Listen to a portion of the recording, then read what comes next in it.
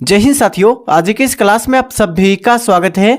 तो दोस्तों, बिहार पुलिस सिपाही की भर्ती 2025 के लिए आज हम लोग मिक्स प्रैक्टिस सेट को प्रैक्टिस सेट नंबर 20 को लेकर आया हूं। ऑलरेडी इससे पहले आप लोग का 19 तक क्लास ऑलरेडी हो चुका है और इन सभी प्रैक्टिस सेट में आप लोग का हिस्ट्री, पॉलिटी, ज्योग्राफी, इकोनॉमिक्स और दोस्तों इसमें साइंस का भी क्वेश्चन और दोस्तों बिहार जीके का भी क्वेश्चन इसमें इंक्लूड किया गया है। और आप लोग का डेली क्लास नोट्स भी मिलता है। वो कहाँ मिलता है? तो हमारे टेलीग्राम चैनल पर। ठीक है, तो चलिए दोस्तों, इसी के साथ जो है आज के सेशन को हम लोग स्टार्ट करते हैं और फटाफट आप लोग लाइव में जुड़ जाइए। ठीक है दोस्तों, आप लोग फटाफट लाइव में जुड़ जाइए। शाम के 7:30 बज चुका है। तो चलिए दोस्तों, बिना देरी किए आज के सेशन को हम लोग स्टार्ट करते हैं। तो साथियों, आज के सेशन का पहला क्वेश्चन है कि कर्क रेखा भारत के किस राज्य से नहीं गुजरती है। दोस्तों, इसमें बताना है कि कर्क रेखा भारत के किस राज्य से होकर नहीं गुजरती है। ऑप्शन ए दिया गया है मध्य प्रदेश, ऑप्शन बी है पश्चिमी बंगाल, ऑप्शन सी है बिहार, ऑप्शन डी है ओडिशा। ठीक है, आप लोग बताइए इसका सही आंसर। तो साथियों, इसका सही आंसर जो होगा वो होगा आप लोग का बिहार और उड़ीसा। ठीक है दोस्तों, ऑप्शन सी और डी दोनों होगा। बिहार और उड़ीसा राज्य से कर्क रेखा नहीं गुजरती है। और बताइएगा दोस्तों, कर्क रेखा कितने राज्यों से होकर गुजरती है भारत में? तो साथियों, कर्क रेखा भारत में 8 राज्यों से होकर गुजरती है। कौन कौन राज्य से दोस्तों? गुजरात, याद रखिएगा, गुजरात, राजस्थान, मध्य प्रदेश, छत्तीसगढ़, झारखंड, दोस्तों झारखंड, पश्चिम बंगाल, पश्चिमी बंगाल हो जाएगा यानी वेस्ट बंगाल, पश्चिमी बंगाल, त्रिपुरा और मिजोरम। ये 8 राज्य से होकर गुजरती है। इसमें आप लोग का मध्य प्रदेश से गुजरती है, पश्चिम बंगाल से गुजरता है और बिहार और उड़ीसा से नहीं गुजरता है। तो ऑप्शन जो आप लोग का हो जाएगा वो सी और डी दोनों हो जाएगा। ठीक है, तो ऑप्शन क्या हो जाएगा? सी और डी। ठीक है, चलिए दोस्तों, आप लोग बताइएगा कि कर्क रेखा जो है विश्व में कितने देशों से होकर गुजरता है। इसका आंसर आप लोग लाइव में बताइए, लाइव चैट में इसका सही आंसर। ठीक है, चलिए दोस्तों, अगले प्रश्नों की ओर बताइएगा कि सुभाष चंद्र बोस का जन्म कहां पर हुआ था। बताना है दोस्तों, सुभाष चंद्र बोस का जन्म कहां पर हुआ था।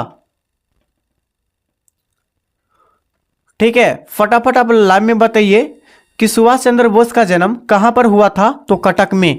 दोस्तों कहां? कटक में हुआ था। अच्छे बताइएगा दोस्तों, याद रखिएगा सुभाष चंद्र बोस का जन्म कब हुआ था।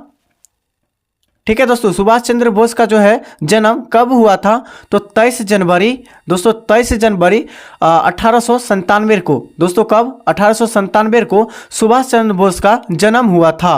और दोस्तों इसका मृत्यु की बात कर लिया जाए कि इसका निधन कब हुआ था, तो इसका सही आंसर क्या हो जाएगा?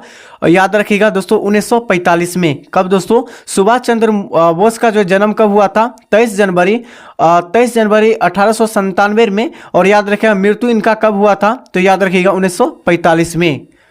ठीक है, चलिए दोस्तों, अगले प्रश्नों की ओर बताइएगा। और दोस्तों इसी तरह आप लोग आंसर के साथ जो है आप लोग अगर पीडीएफ डाउनलोड करना चाहते हैं तो हमारे टेलीग्राम चैनल पर मिल जाएगा। तो बताइए दोस्तों, तुम मुझे खून दो, मैं तुम्हें आज़ादी दूंगा, किसने कहा था? दोस्तों ये नारा जो है यह किसने कहा था? ऑप्शन ए दिया गया है भगत सिंह, ऑप्शन बी दिया गया है चंद्रशेखर आजाद, ऑप्शन सी है सुभाष चंद्र बोस और ऑप्शन डी है लाला लाजपत राय। बताइए आप लोग फटाफट कमेंट करके इसका राइट आंसर। ठीक है, तो दोस्तों सुबह जो है आप लोग का तुम मुझे खून दो, मैं तुम्हें आज़ादी दूंगा, यह किसने कहा था? तो इसका सही आंसर हो जाएगा सुभाष चंद्र बोस ने। कौन कहा था? तो सुभाष चंद्र बोस ने कहा था। तो ऑप्शन सी राइट आंसर हो जाएगा। नेक्स्ट है कि रबर उत्पादन में अग्रणी राज्य कौन सा है। बताइए आप लोग, रबर उत्पादन में अग्रणी राज्य कौन सा है? तो साथियों इसका सही आंसर हो जाएगा केरल। दोस्तों केरल राज्य यह रबर उत्पादन में अग्रणी राज्य है। अगर देश के अगर बात किया जाए कि किस देश में सबसे ज़्यादा जो है रबर का उत्पादन किया जाता है, तो थाईलैंड में। दोस्तों किस देश में? थाईलैंड में। ठीक है दोस्तों, या इसको भी आप लोग एक्स्ट्रा फैक्ट के साथ आप लोग नोट कर लीजिए। ठीक है, चलिए दोस्तों अगले प्रश्नों की ओर बताइएगा कि बिहार का गांधी किन्हें कहा जाता है। दोस्तों बिहार का गांधी किसे कहा जाता है, ये बताना है आप लोगों को। फटाफट आप लोग बताइए, लाइव चैट में बताइए इसका राइट आंसर क्या होगा।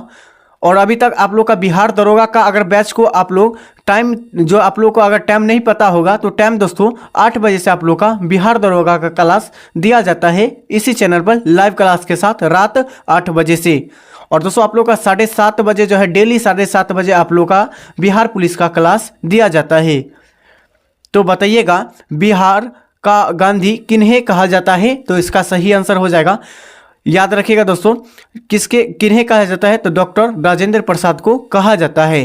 किन्हें कहा जाता है साथियों, डॉक्टर राजेंद्र प्रसाद को कहा जाता है बिहार का गांधी। अच्छा बताइएगा दोस्तों यहाँ से कि राजेंद्र प्रसाद का जन्म कब हुआ था।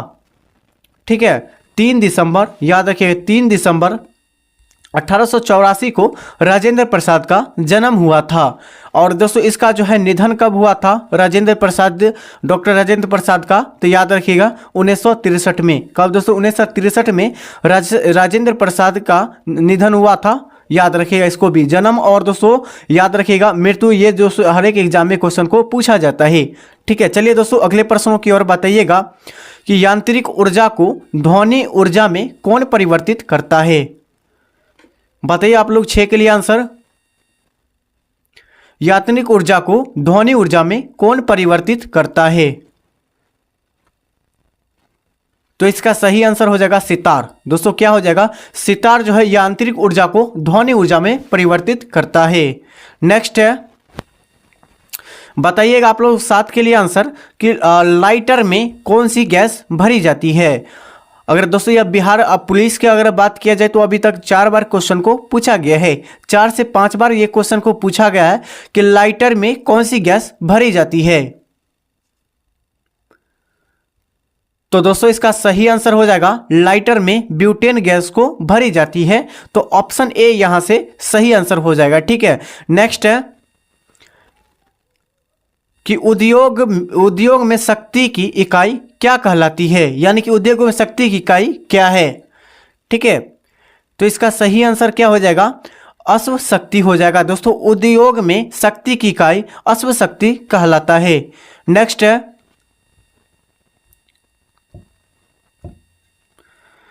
जब बल सामान्य दिशा में लगता है तो दिशा के बीच का कोण जो होता है वह कितना डिग्री का होता है। दोस्तों इसमें बताना है कि जब बल सामान्य दिशा में होती है, ठीक है दोस्तों, ये बल है और समान दिशा में होती है तो इसके बीच का जो कोण बनता है वह कितना डिग्री का कोण बनता है। ठीक है दोस्तों, ये ऑलरेडी पहले से समान दिशा में है। ठीक है, तो क्या इसका सही आंसर हो जाएगा दोस्तों 180 डिग्री या 0 डिग्री या 90 डिग्री या इनमें से कोई नहीं। तो दोस्तों यहां से आप लोग याद रखिएगा इस पॉइंट को कि जब दोस्तों समान दिशा में अगर रहेगा ना तो वहां से आप लोग का 0 डिग्री हो जाएगा। क्या हो जाएगा दोस्तों, 0 डिग्री इसका राइट आंसर हो जाएगा। ठीक है, बताइएगा कि आवर्त सारणी में वर्तमान में अभी जो है कितने तत्व है। आवर्त सारणी में वर्तमान में कुल अभी कितने तत्व है। दोस्तों आप लोग को प्रेजेंट में बताना है कि तत्व की संख्या वर्तमान में अभी कितनी है प्रेजेंट में। तो इसका सही आंसर बताइए 118, 320 या 120 या आप लोग का 220। फटाफट आप लोग लाइव में बताइए, लाइव में कमेंट करके बताइए। और दोस्तों इस सेशन में कोई भी प्रश्न का आंसर अगर आप लोगों को पता होगा तो इसी वीडियो के जो है लाइव चैट में बताइएगा कि सर इस क्वेश्चन का ये आंसर है। ठीक है, और इसका फुल पीडीएफ लेना चाहते हैं तो हमारे टेलीग्राम चैनल से ज्वाइन कर सकते हैं। टेलीग्राम चैनल का लिंक इसी वीडियो के डिस्क्रिप्शन बॉक्स में मिल जाएगा। और दोस्तों सेम इसी तरह आप लोग का पीडीएफ जो है मिलेगा। ठीक है, तो आवर्त सारणी में वर्तमान में कुल कितने तत्व है, तो 118 है। क्या हो जाएगा, तो 118। नेक्स्ट है कि जिन शब्दों का प्रयोग जोहानसेन ने कब किया था। दोस्तों जिन शब्दों का प्रयोग जो किया था जोहानसेन ने वह कब किया था। जिन शब्द को बताना है दोस्तों, जिन शब्द का जो प्रयोग किया गया था वो जोहानसन ने कब किया था ये बताना है। तो इसका सही आंसर क्या हो जाएगा साथियों 11 के लिए, तो 11 का हो जाएगा, क्या हो जाएगा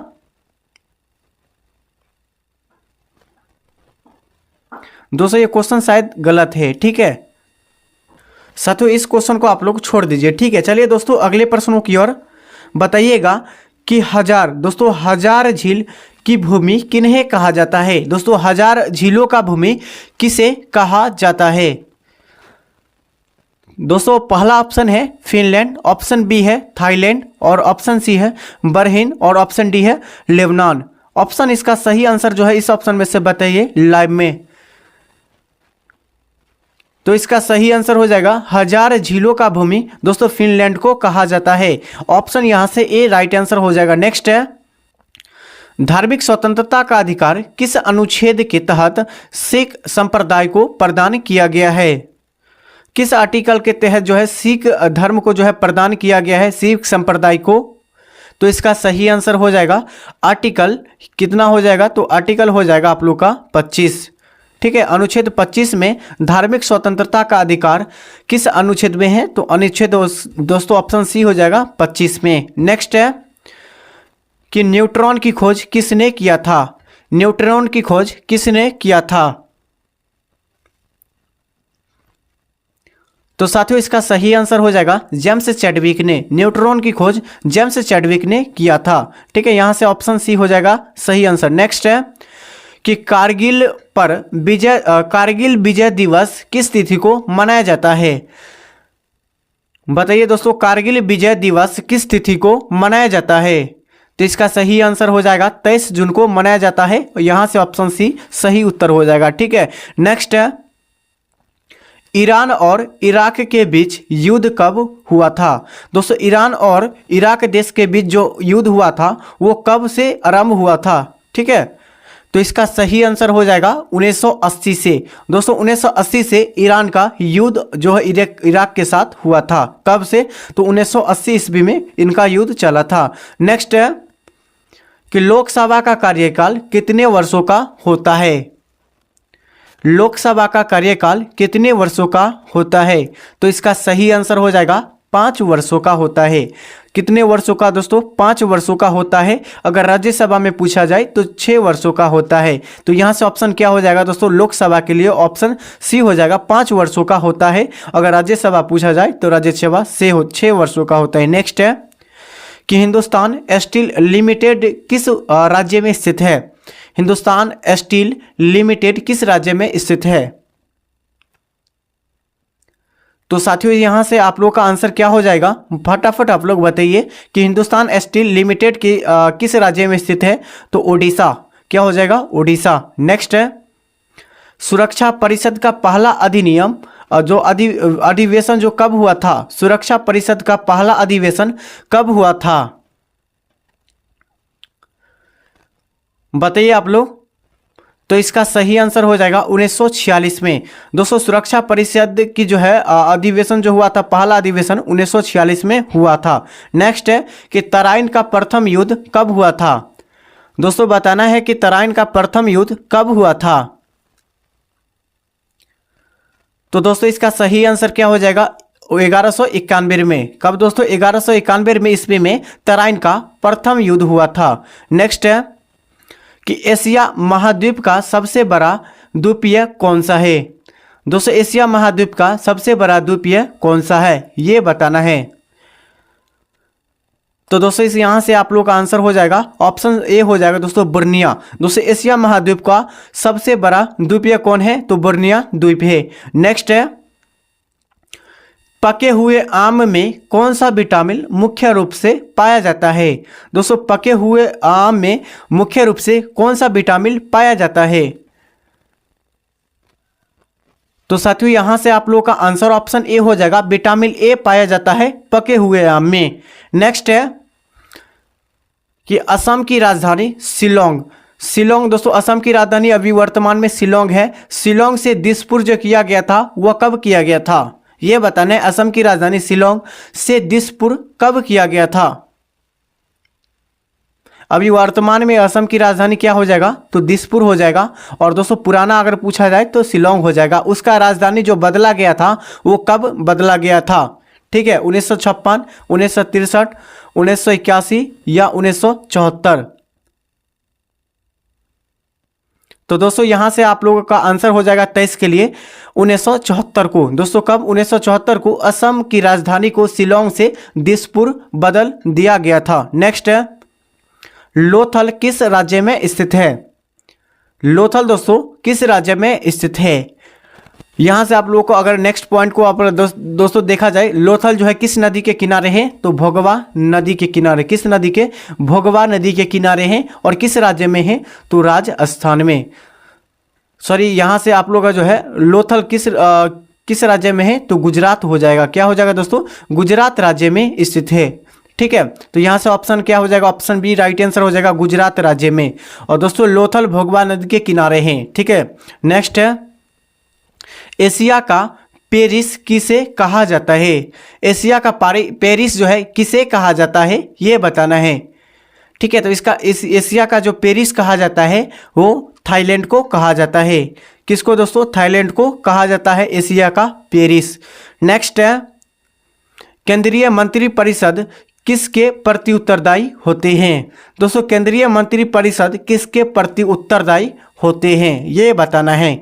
ऑप्शन ए है राष्ट्रपति, ऑप्शन बी है संसद, ऑप्शन सी है लोकसभा और ऑप्शन डी है राज्यसभा। फटाफट इसका आंसर जो है राइट आंसर जो आप लोग को कमेंट करके बताना है। ठीक है, फटाफट आप लोग लाइव में बताइए इसका सही आंसर क्या होगा। तो साथियों इसका सही आंसर क्या हो जाएगा? याद रखिएगा, इसका सही आंसर हो जाएगा लोकसभा। क्या हो जाएगा दोस्तों? लोकसभा इसका सही आंसर हो जाएगा। केंद्रीय मंत्रिपरिषद किसके प्रति उत्तरदायी होते हैं? तो लोकसभा के प्रति उत्तरदायी होते हैं। नेक्स्ट है, राज्यसभा सदस्य बनने के लिए न्यूनतम आयु सीमा कितनी है? दोस्तों राज्यसभा आप लोगों को बनने के लिए न्यूनतम आयु बताना है कि कितना वर्ष होना चाहिए राज्यसभा के लिए।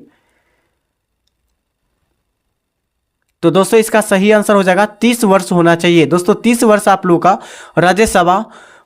राज्यसभा के लिए होना चाहिए। नेक्स्ट है कि इंग्लैंड का मुद्रा क्या है? दोस्तों इंग्लैंड का मुद्रा क्या है? तो यहाँ से आंसर हो जाएगा दोस्तों पाउंड हो जाएगा। क्या हो जाएगा? पाउंड हो जाएगा साथियों इंग्लैंड का मुद्रा। और दोस्तों अभी तक सेशन को लाइक नहीं किए हैं तो सेशन को लाइक कर दीजिए और चैनल को आप लोग सब्सक्राइब कर दीजिए। ठीक है, और फटाफट आप लोग जितने भी नए अभ्यर्थी अभी तक इस चैनल से जुड़े नहीं हैं तो उस सभी अभ्यर्थियों से कहना चाहते हैं कि फटाफट इस चैनल को सब्सक्राइब कर लीजिए और इसका फुल PDF आप लोगों को आंसर के साथ टेलीग्राम चैनल पर मिलेगा। ठीक है, तो टेलीग्राम चैनल को आप लोग ज्वाइन कर लीजिए। तो चलिए दोस्तों इसका सही आंसर क्या हो जाएगा? पाउंड। नेक्स्ट प्रश्न है कि अशोक के अभिलेख को सर्वप्रथम जेम्स क्या हो जाएगा? जेम्स प्रिंसेप ने पढ़ा था। कब पढ़ा था? अशोक के अभिलेख को सर्वप्रथम किसने पढ़ा था? तो जेम्स प्रिंसेप ने पढ़ा था। वो कब पढ़ा था? तो दोस्तों यहां से आंसर आप लोग दीजिए फटाफट। तो इसका सही आंसर हो जाएगा 1837 में। कब दोस्तों? 1837 में लोकसभा के अशोक का अभिलेख को सर्वप्रथम पढ़ा गया था। 1837 में किसने पढ़ा था? तो जेम्स प्रिंसेप ने। नेक्स्ट है, अर्जुन पुरस्कार कब से देना शुरू हुआ था? दोस्तों भारत में अर्जुन पुरस्कार कब से देना शुरू हुआ था? ठीक है, फटाफट इसका राइट आंसर बताइए। और ये जितने भी क्वेश्चन हैं सभी क्वेश्चन जो है NCERT पैटर्न पर है। क्या दोस्तों? NCERT पैटर्न पर है, याद रखिएगा। तो बताइए दोस्तों अर्जुन पुरस्कार कब से भारत में देना प्रारंभ हुआ था? तो इसका सही आंसर हो जाएगा 1961 से। कब दोस्तों? 1961 से प्रारंभ हुआ था अर्जुन पुरस्कार भारत में। नेक्स्ट है कि पंचायती योजना का विस्तार किस देश से लिया गया है? दोस्तों पंचायती योजना का विस्तार किस देश से लिया गया है? ठीक है, तो इसका सही आंसर हो जाएगा पंचायती का। अगर बात किया जाए तो पंचायती जो आप लोग का रूस के संविधान से लिया गया है। ठीक है, तो रूस के संविधान से लिया गया है। तो किस ऑप्शन में? ऑप्शन डी में दिया गया है रूस। ऑप्शन डी इसका राइट आंसर हो जाएगा। ठीक है, नेक्स्ट है कि मौसम विज्ञान, दोस्तों मौसम विज्ञान अनुसंधान संस्था कहाँ स्थित है? मौसम विज्ञान अनुसंधान संस्था यह कहाँ स्थित है? तो नई दिल्ली इसका सही आंसर हो जाएगा, नई दिल्ली में। नेक्स्ट है कि राजस्थान का हृदय किसे कहा जाता है? राजस्थान का हृदय किसे कहा जाता है? तो यहां से राइट आंसर हो जाएगा अजमेर को कहा जाता है राजस्थान का हृदय। नेक्स्ट है कि भागीरथी और अलकनंदा का संबंध किस प्रयाग से होता है? दोस्तों यहां से अलकनंदा और अलकनंदा और भागीरथी। दोस्तों अलकनंदा और भागीरथी जो है संबंध जो है किस प्रयाग में होता है? तो इसका सही आंसर हो जाएगा रुद्रप्रयाग में। किस प्रयाग में? तो रुद्रप्रयाग में होता है। यहाँ से ऑप्शन बी सही आंसर हो जाएगा। ठीक है, नेक्स्ट है कि बोमडीला दर्रा किस राज्य में स्थित है? बोमडीला दर्रा किस राज्य में स्थित है? ठीक है, तो इसका सही आंसर हो जाएगा अरुणाचल प्रदेश में। दोस्तों बोमडीला दर्रा किस राज्य में स्थित है? तो अरुणाचल प्रदेश में। और दोस्तों आप लोग को बताना है कि अरुणाचल प्रदेश में कौन कौन सी दर्रा है। इसका जो सही आंसर आप लोग नीचे जो है लाइव चैट में आप लोग बताना है। ठीक है, इसका आंसर आप लोग बताइएगा। अच्छा, यहाँ से आप लोग बताइएगा एक और क्वेश्चन कि पटना उच्च न्यायालय की स्थापना कब किया गया था? दोस्तों पटना उच्च न्यायालय की स्थापना यानी कि हाईकोर्ट की स्थापना कब किया गया था? ठीक है, इसका आंसर आप लोग नीचे कमेंट करके बताइए। और सेशन में अभी तक सेशन को लाइक नहीं किया है तो सेशन को लाइक कर दीजिए और चैनल को सब्सक्राइब कर दीजिए। इसका फुल पीडीएफ आप लोग लेना चाहते हैं तो हमारे टेलीग्राम चैनल से आप लोग ज्वाइन कर लीजिए। टेलीग्राम चैनल का लिंक इसी वीडियो के डिस्क्रिप्शन बॉक्स में मिल जाएगा। तो ठीक है, तो चलिए दोस्तों आज के इस सेशन में यही तक। तब तक के लिए नेक्स्ट वीडियो में फिर मिलते हैं। जय हिंद, जय भारत।